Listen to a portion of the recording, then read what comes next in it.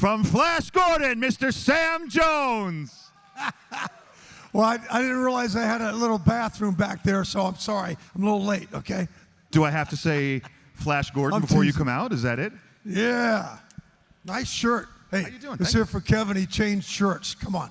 I was wearing a T-shirt earlier, and I wanted you to feel. Am I too close to the mic? Is that better? I can't believe this is your first. Thank you for showing up. Thank you for sticking around. And welcome to the, and where's Michael? Let's hear it for Michael Havens. Michael Havens. Yes, Inaugural. sir. Where's Michael? Inaugural. First time. This is wonderful. Is he out there? He's up there. He's a tall guy. He's taller than I am. Yeah, I saw him. I think I saw him purchasing some more Star Wars merchandise, collectibles, I think, yeah. We should all spend time buying more Star Wars collectibles and merchandise. Yeah. So come on, let's talk. Let's have some fun. Let's be somebody. No, I like talking about Star Wars merchandise. Let's go back. No, I'm kidding. So how you been? Oh, good. Very good. Excellent. I love doing this, traveling the world, doing Comic-Cons, doing movies. And the coolest thing is I get to hear your story. You know, a lot of people don't talk about this. You know, they ask me, oh, is it fun? You know, do the fans ever get on your nerves? I said, no, I probably get on their nerves. But this is your opportunity for me to hear your story. And I love it. I really do. I mean, that's why as I get older, I'm getting these phone calls. That's how Seth MacFarlane called me. He said, Sam, when I was 8 years old, brother, I saw your movie and it changed my life. And he said, when I walked out of the movie theater, I knew that I was going to be a creative type guy.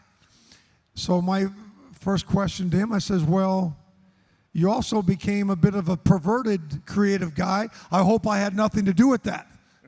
Anyway, so that's what got me involved with the TED franchise. So I'm in my older years now, which is incredible. It's something I could do, by the way, till I'm in my 80s and 90s. The film industry is wonderful. Is I'm getting these calls from who once were a 5, 8-year-old young man, young woman who grew up to be decision makers in Hollywood, and now they're calling me. It's great. I had to wait a few more years, but it's wonderful. That's great. And we are going to open it up in a little bit for questions if you guys from the audience have one. But you can ask anything, just nothing personal, nothing about Comic-Cons, nothing about movie business. Other than that, or anything you want to talk whatsoever. about. Yeah. No, I don't care. Whatever. I got a question for you, Sam. Do you remember how we met? Yes. I had to call Uber for you because you were in no way, shape, or form to drive. Okay? And it was at church, okay? You met me at church. Okay? We had to call Uber, okay? Had the old Tennessee bourbon in church, okay? No. We were to show up in Boston. I'm a Star Wars artist, so I do a lot of shows like this. And I was walking into my hotel room on the 6th floor where they had all the celebrities. In Boston. Yeah, okay, it was Boston, whatever it's called. And was it the hotel where, I'm serious, I'm not being funny. Is it the one they turned the downtown jail into a hotel? Is that the one we're talking about? I don't know what you're talking about. The granite architecture? No? No, this is just your average hotel. So is TED Can 2. I tell my story? Wait a minute. But you got to get me back. It had to be TED 2, not TED 1 then, right? Because I filmed TED 1 and TED 2. This was like 7, 8 years ago. That's TED 1. Okay. He probably got me mixed up with Dolph Lundgren. I've had to sign his autograph a couple of times. Are you serious? We'll talk about that later. It's really kind of cool. Well, I'll tell you now, because we'll wait on his story. But they're not here for me. They're here for you. So it's uncanny. 3 or 4 times over the past couple years, wherever I am. I was in Europe, I was in America, and I think I was in South America. And it's always the same sort of group. A small group of middle-aged women said, hey, Dolph, give us your autograph. And I said, I'm sorry, I'm Sam Jones. I know I got blonde hair. I had blonde hair because I was doing other events. I said, I said, I know I look like him, but I'm Sam Jones, the guy who played Flash Gordon. And the response every time was, Dolph, just stop being a spoiled celebrity and sign this. And I learned, I'm still in this incredible marriage of 27 years because I don't argue with my wife. I don't argue with any ladies. Okay? And I just signed the autograph. So I did this three different times, okay? So I'm at, is it Rhode Island Comic Con? Yep, yeah, Rhode Island Comic Con. And Dolph is signing last year. Or was it this year? No, late last year. Because that's coming up again, right? And so he's there with Carl Weathers. And I worked my way through security and the fans. And I told him the story, what I just told you, right? He looked right at me and he said, man, you're a crazy dude. Okay, that was his response. I said, and his manager was sitting right next to him. I said, don't worry. I signed his autograph sort of, unlegible. So, you can't sue me. But has he ever signed anything? It's a true story. And then I saw him the next day at the gym and worked out. I was working out and he was working out. It's kind of cool. Has he ever signed anything for Flash Gordon, do you think? You know what? No, he just thought I was half a nut. But a good guy, humble guy, a good guy. But that's a true story, man. If they ask for the autograph, I guess it doesn't matter who you think I am. I'm going to sign whatever name you want me to sign, okay? All right. But getting back to what I was saying, when you and I met way back when, I was walking into my hotel room, and as I was walking in, Sam here was at the fire exit, at the door with the fire exit to go down the stairs. Yeah, and then in the hallways, yes. And then I went back into my room to get whatever I was getting. I come back out of the room, and you were on the other side of the hallway, on the other fire escape, servicing the door. Now, I worked for that convention, much like I work for this one, so I felt a need to ask, why? Is everything okay? So I went up to Sam, and I'm like, is everything all right, Mr. Jones? And you said... I said, security, get this guy away from me right now. That is not what he said. That is not... No, what did you say, seriously? No, I said, I'm just doing... I said, look, okay, if you want... I said, do you want the short answer or the long answer, okay? The long answer is I was a Marine before I was an actor, so I'm doing what every normal thinking person would do when it comes to safety and security. I'm walking and I'm locating where the fire exits are. So in the middle of the night, if there's a fire, I know where to go and where not to go, instead of panicking. That was the long answer. And you were like, basically, so we can save everybody else. And my comment was, he really is Flash Gordon. Yeah, that's just right. incredible. I thought that was I do that every hotel. And I don't know about now when you board a plane, don't you do the same thing? Well, you can pretty much see, but I always count. I'm on the plane. There's my seat. Okay. The emergency exit is okay. 8 rows behind me. The one in front of me is right there. I mean, you got to do this. I do it. It's just, to me, it's common sense stuff. Because I don't know, being a Marine, I kind of figured things out. Here's what I figured out. When something goes down and there's a real major emergency, well, help isn't going to come. Or especially if it's catastrophic. They're going to be inundated with helping people. So I figured, no, I got to be kind of self-sufficient. I need to know, number one, where the emergency exits are. Okay, that helps a little bit. So I do that, And if you want to talk about it later, then I'll give you some really fine point, detailed countermeasures to take too. Okay. So just in short, you're Flash Gordon, basically, this hero of the universe. Yeah, it's the similarities are quite remarkable. Yeah. Speaking of Flash Gordon, I have to press you. Do you have any good behind-the-scenes stories about the production or when you made the film? Well, I mean, behind the scenes, really, that was my first big lead picture, and basically, Brian Blessed. You guys know Brian? Yeah, Prince Voltan. Voltan, yeah. What you see in the movie is what you see in real life. So he sort of took charge of the set. Yeah, he and Topol. Topol was singing songs all day long from the Fiddler on the Roof. And then, of course, Brian was just taking the set by storm. I loved it. Great guy. Yeah, he was a great guy. What about Ted 2? You have any stories about that film? You know, Ted or Ted 2? No, Ted or I was Ted. just, well. I meant Ted as well, but you're right. There is a no, Ted I mean, too. everybody asks me about Mark Wahlberg, and I just tell the truth. I said, first of all, he's an extremely humble man, and he just loves, he's got 4 boys, if I'm not mistaken. All 4 of his sons are 1 year apart. So he was, and I've got 5 kids, 3 sons, 2 daughters, and all we talked about was family and just a really humble guy, yeah. Yeah, no, he's a great guy.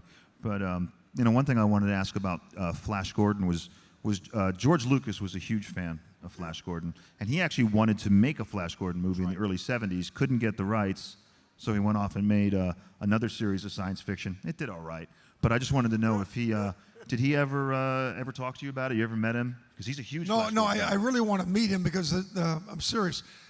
There's a lot of rumors going around on the first part of that story on why he could not acquire the screenplay rights to Flash Gordon. I kind of have my own idea after working with Dino De Laurentiis, but yeah, if you look at Flash Gordon, I mean, if you look at Star Wars, obviously, there's some really remarkable similarities there. So when someone says to me that they couldn't buy the rights, well, number one, either you couldn't afford it or they didn't allow you to. So I would like to meet George and just ask him that simple, basic question. What happened? Why could you not buy the rights to Flash Gordon? That was kind of your baby. That was your big dream. So I don't know if somebody made a call to King Features, who owns Flash Gordon, to say, hey, if you get any calls, okay, you don't sell to anybody until you call me first. I don't know. Or maybe you didn't have the money. And then, of course, there's always that other stipulation. It doesn't matter if you have $1 billion in the movie industry. They're not going to sell the screenplay rights to you for that movie. They're not going to sell it to you if you're a billionaire unless you can prove that you can actually get that project done and get it done right. So you have to prove that you are established, you're a proven producer, and you have to come on board, say, I have this proven director and this proven cast of actors. So it could have been one of 3 reasons. I'd like to find that out. I'll have to ask him if I ever see him. It's been a couple of years since I've give seen him a call. I don't have his number. Give him but, a call, man. Yeah. It's an interesting question. What were your movies that you liked as growing up? What kind of things were you John Wayne westerns and war pictures. Yeah, heck yeah, come on. Oh, we got some John Wayne fans out there. Just give me a horse, give me a cowboy hat.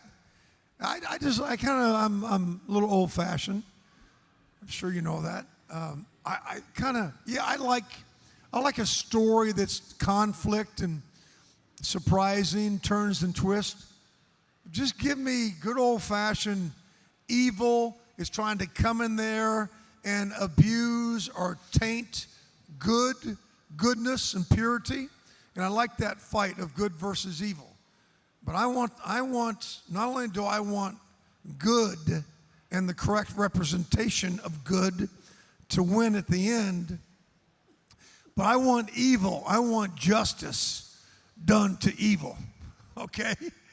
And in the old days, westerns, war pictures, that happened. You know, that happened. I think nowadays, raising 5 kids, getting ready to have my 5th grandchild, I think that's some of that is being a little bit tainted and a little bit perverse on, you know, good is bad, bad is good. So, yeah, but you'll see that in the movie industry now. Isn't it fascinating that it's going back to that now? It's going back to that. You know, it's been a little bit too confusing. But just the old, I mean, look at the PG movies. There's more PG movies made than R-rated movies. Why? Because I believe, I can only speak for the American audience, I think that's what America wants. They want what I just described, you know? And for me, I can only speak for guys. I like movies for guys who like movies. Okay, I'm sorry. You know, what's really cool about my wife is we watch a movie together. When I'm at home, it's usually Monday through Thursday because I'm on the road. We watch a movie together every night. Okay? Here's the catch. It's not the same movie. Okay? I'm watching we're in bed, right? Propped up. I'm watching Netflix, and she's got her laptop watching her movie for girls from movies who like, right, movies. It's really cool. But we get to be together every night to watch a movie, but not the same movie. Isn't that cool? I'm getting a little teary there. That was yeah. And that was something else. And every now and then she'll want me to watch something that makes, and I don't mind watching a good movie for ladies and all that. And I'll do that, once a year or so, And these movies are good. Matter of fact, I'll get a little teary-eyed. So, honey, don't show me any more movies like that. You can't catch me crying, okay? Come on. So I just got to ask for personal reasons. Do you have a favorite John Wayne movie? Because I love John Wayne movies too. All of them. I mean, just doesn't matter. Put a cowboy hat on John, put a patch over his eye. Okay, give him a gun, give him a horse, or give him both. I'm there. And of course, Clint Eastwood. But recently, I've become a huge fan of Denzel Washington. I was part of this group of actors and athletes. We did all these celebrity events, athletic events. In other words, I'll give you an example. Well, the name of it was Hollywood All-Stars. And 30 years ago, it was a small group of guys, unknown actors, Sam Jones, Denzel Washington, Mark Harmon, Michael Keaton, Scott Baio, Michael J. Fox. I mean, the list goes on and on. And we did these. We would travel to, let's say, Texas Stadium to watch the Rangers play. We would travel to the stadium to play the Dallas Cowboys NFL football team in a celebrity softball game prior to the major league, prior to the Rangers playing. We did this all over the country and in Canada. And so I met Denzel back then and a few of the guys, and now that I watch his movies, I don't feel like I'm watching a guy acting. This guy, for some reason, he's just so good. I mean, I just love his movies, I mean, the Book of Eli, I mean, come on. Who wants to be, I love to be in those fight scenes, those battle scenes. The Equalizer, are you kidding me? The Equalizer, come on. I love it. That's a great film. I haven't seen this. Have you seen the sequel? No, not yet. I'm going to see it. Okay. We're going to be opening it to the audience. If anybody out there has a question, we have a Star Trek fan, apparently. Go ahead, sir. Well, growing up in the 70s and 80s, my brother and I would get whatever action figures were released for current movies. Speak up a little bit. Growing up in the 70s and 80s, we would purchase whatever action figures were associated with current movies. So Clash of the Titans, Black Hole, Buck Rogers, what have you. And we were extremely frustrated that there were no Flash Gordon action figures that were associated with your movie. Did that ever frustrate you? Wow, that's a great point, because I'm brainstorming right now. I'm thinking of actual action figure relevant to the movie. There never was. There's the souvenir program. There's the action figures that came out at the same time, but here's the catch. They were not relevant to the movie. They were relevant to the character. That's it. My wife says you're a little slow sometimes. I just got this. Yeah, with your question. Yeah, that's wild. Maybe because King Features wouldn't, maybe they wanted too much money. I don't know. That's a really cool, and there was the other, yeah, right. There were a lot of Flash Gordon action figures that came out after the movie was released, but it was not relevant to the actual movie, only to the past comic book character. Pretty cool. So was that a question why? Now that I had that big realization? Well, the question was, did that ever frustrate you, but you just figured that out now, 30 years later? Now it does, and now you've pissed me off. Why wasn't there? Okay. It's good to see you guys laugh because, man, I just wanted to make sure you're alive. Yeah. I have a two-part question for Mr. Gordon. How many fire exits are there in this building? And if there was a fire, would you actually save every one of us? How many fire exits in this building? If there was a fire, would you save every one of us? Well, let me, the first part, yeah, I'm sorry, I can't. I just know that I'm near a fire exit, okay? And on the way out, if you say, Flash or Sam, what do I do? My answer to you was just knock off the baby talk and follow me, okay? That would be the answer, right? All right, but a follow-up to his question, how many fire exits are on the floor of your hotel? Fire exits or fire exit? Oh, Fire no. exits on the floor. Well, there's only 2 on every, usually there's only 2 on every floor. So you checked yours. Of course. Yeah, all right, there you go. Yeah. So this is 8 years running, and you've been doing this at least. Yeah. I'm not going to at my room, you make an immediate left, and it's the first door on the right, okay? The other fire exit is, I usually count remember, you got to count. Oh, I forgot to tell you. When you're doing this, if the door isn't located at the very end of the hall, you have to count the doors from where that fire exit is. A lot of times fire exits are not located at the end of the hall. So you better count. It's 9 doors on the right. Because sometimes you may be crawling on your hands and knees because of smoke, and you better be feeling, that's number 4 door, that's number 5, okay, I'm at number 9. Seriously, it's a lifesaver. It really is. But the other fire exit is at the end of at the very end of the hallway. So it's a no-brainer. You just run full speed or crawl full speed until your head smashes into the wall. You know you're at the fire exit, okay?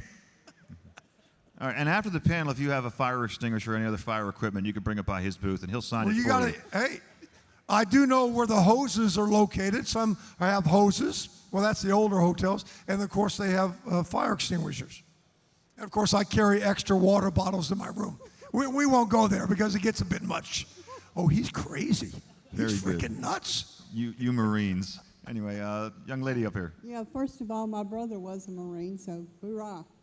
Thank you. I just got your rock. That's good enough. Okay, speak up a little bit more, I think right? she said her husband was a Marine? My brother. Okay, well, you tell him I said Semper Fi.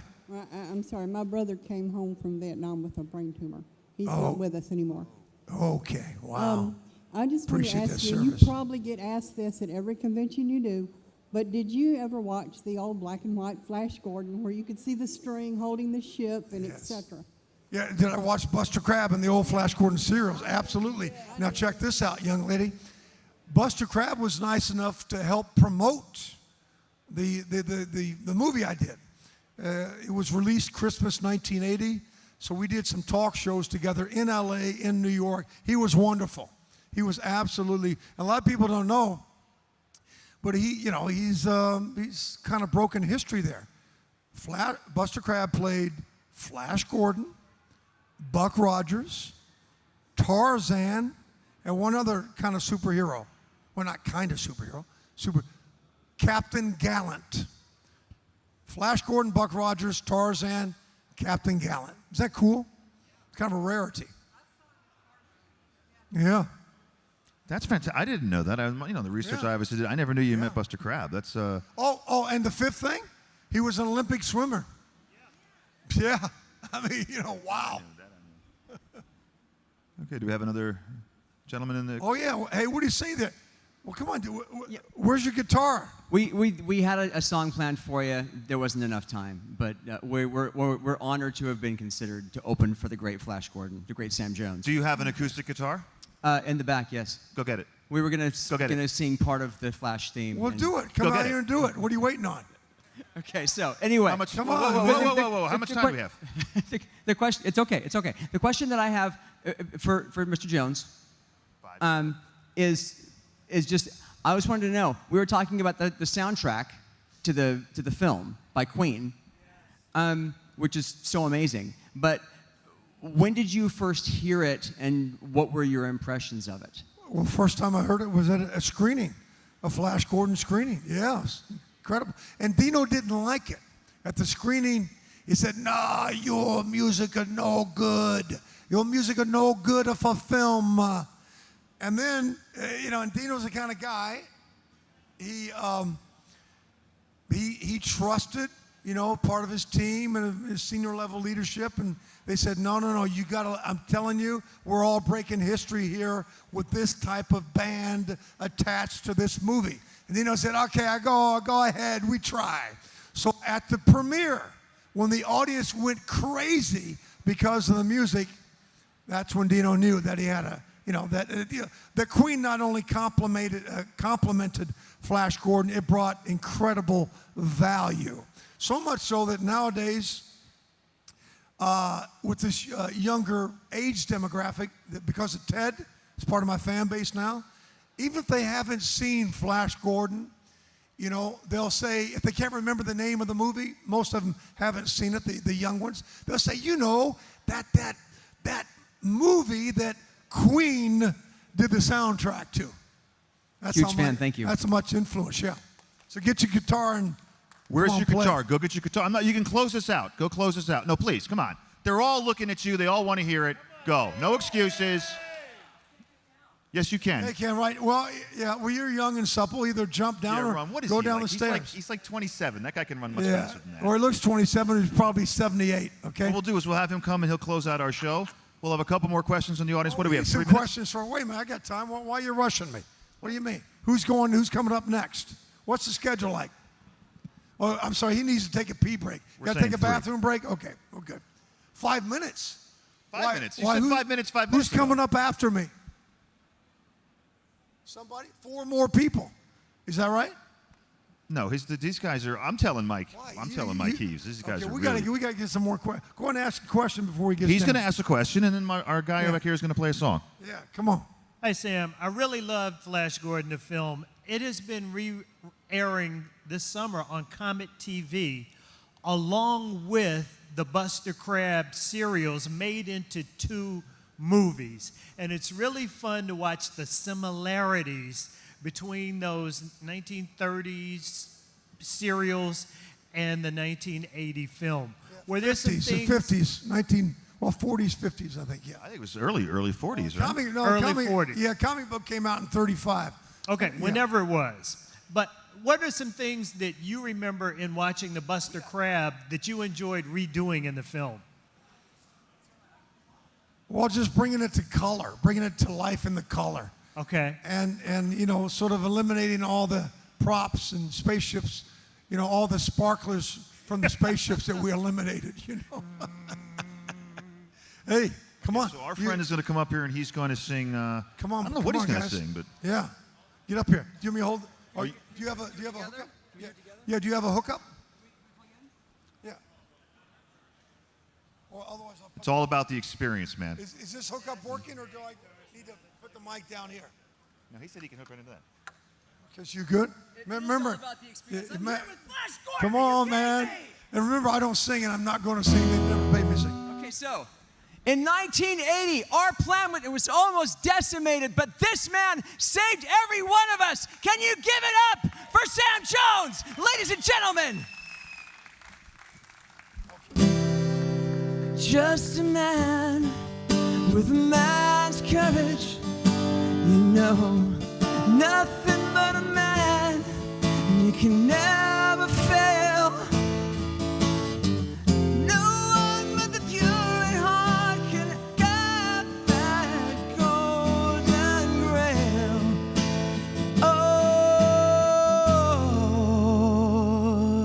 Oh. Okay, everyone knows the words, right? Everyone knows the words? Flash! Save every universe.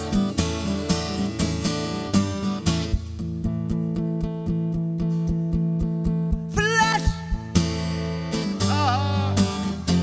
He's a miracle. Now say it like you mean it.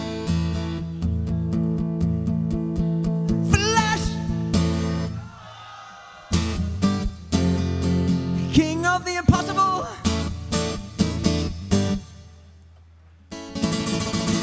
Yeah!